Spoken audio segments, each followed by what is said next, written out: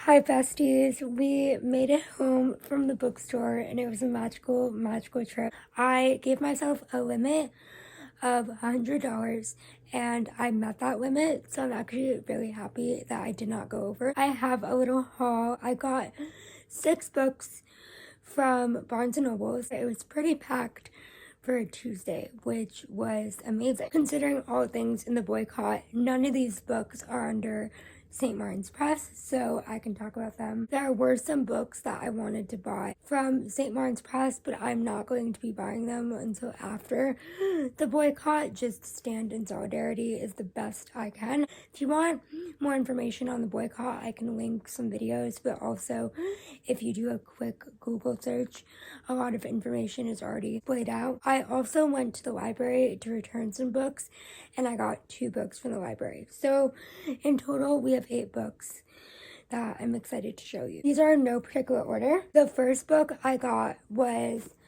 Percy Jackson, The Lightning Thief, which is book 1 in the Percy Jackson series. I read this on my Kindle, and I know I'm so late to the game. I never read Percy Jackson growing up. I just missed the experience of reading this as a 12-year-old and a middle schooler. I read it on my Kindle about 2 weeks ago. I loved it, even though I don't know the full story yet, considering the series is like 5 books long. I'm really enjoying watching the show and seeing the fandom come alive, and I just connected with this book so much, and I know it's a series I'm really going to enjoy. I'm hoping to read Sea of Monsters, which is the second book, very soon. But if you don't know what Percy Jackson is about, it's basically about a 12-year-old boy named Percy. He's always different from the other kids. He has ADHD and dyslexia. There's representation. I did not know that. But also consider it for the time it was written, which was 2005.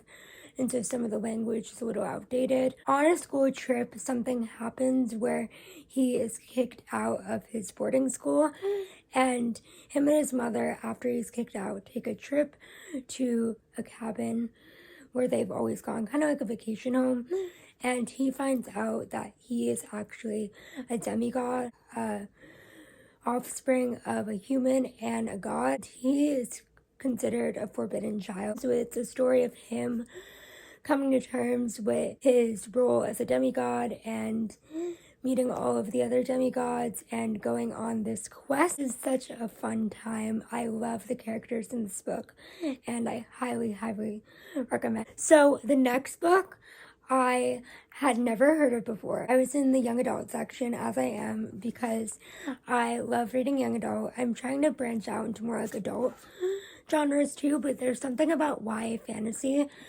that makes me like so nostalgic and comfortable. We have this series called The Shattered Realms, and the first book is called Flamecaster by Cinda Williams Chima.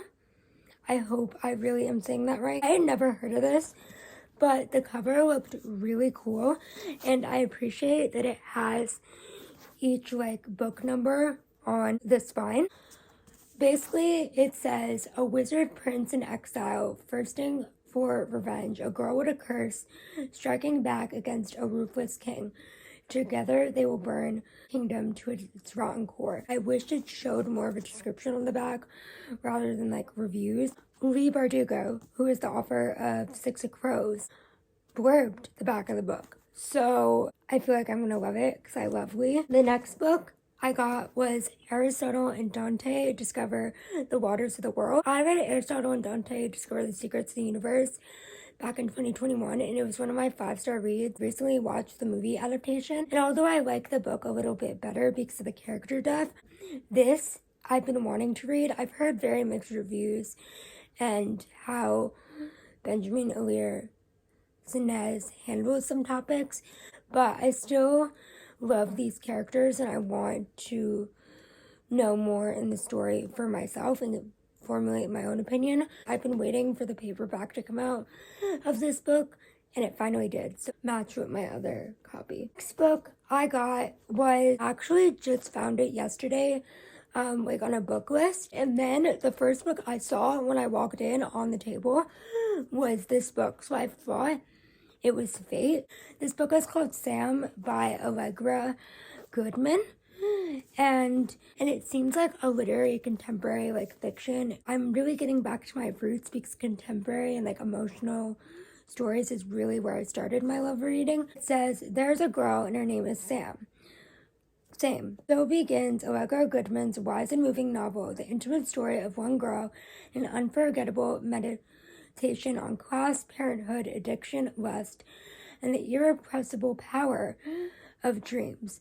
And hopefully it's an introspective read. The next book I am so excited for. It's Being Ace, and it's edited by Madeline Dyer. This is an anthology of queer, trans, femme, and disabled stories of asexual love and connection. I personally myself identify as demisexual, and I've been looking for more like queer fictionalized / nonfiction stories. Really excited to read this and to be so incredibly diverse and open me up to different perspectives that I haven't read before.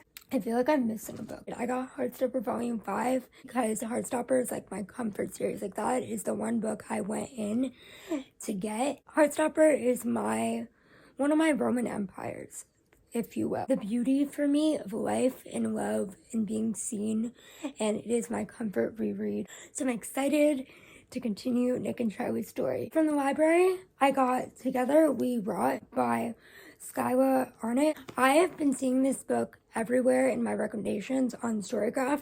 I think it's a YA gothic horror. It says, she may have helped him escape his family's cult, but the woods won't let him go easily. So I think he's like attached to the woods. Will Green and Elwood Clark used to be inseparable. That was before she accused his family of killing her mother. So does she have to help him like not be attached to spirits? I feel like I'm really gonna like this. It's also like 258 pages, so it's quite short. The last book I got from my library was Clockwork Angel, which is the next book I have to read in the Shadowhunter reading order. The reading order I'm reading from is the recommended reading order of Cassandra Clare, who is the author of the book. Everyone says this is a beautiful trilogy. It's the Infernal Devices trilogy, and I wanted to get it my last library trip, but they didn't have it, so I was excited when they had it today. I just really love like the Mortal Instruments world. I've heard a lot about like Will Herondale and Tessa, but I don't really know what to expect. It's a prequel and it takes place in London, England. Definitely gonna do a vlog on some of my reactions of this. This was just so exciting. I never really ever get to go to the bookstore, so just being in there made me so happy. I love reading so much. I hope I could recommend and show you some new books, and you will see me reading them hopefully very soon.